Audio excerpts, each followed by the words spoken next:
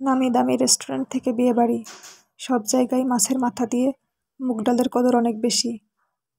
রান্না করাটাও সিম্পল। মুগ ডাল পরিষ্কার করে ধুয়ে একটু ভেজে নিব এবং পরিমাণ মতো পানি দিয়ে মুগ ডালটা সিদ্ধ করে নিব।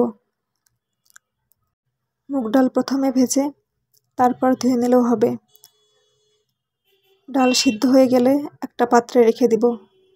কড়াইতে তেল গরম করে পেঁয়াজ কুচি, মরিচ কুচি দিয়ে ভালোভাবে ভেজে নিব। পেঁয়াজ মরিচ ভাজা হয়ে গেলে আগে থেকে ভেজে রাখা মাছের মাথা দিয়ে দেব। আমি রুই মাছের মাথা দিয়েছি এবং দিয়ে দেব একটা তেজপাতা, একটু জিরা এবং একটা টমেটো কুচি। এরপর সিদ্ধ করে রাখা ডালটা দিয়ে আরও কিছুক্ষণ রান্না করে নিব।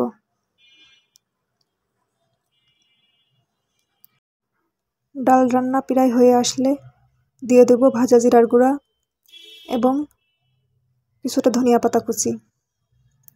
ব্যাস তৈরি সুস্বাদু মাছের মাথা দিয়ে মুগ ডাল।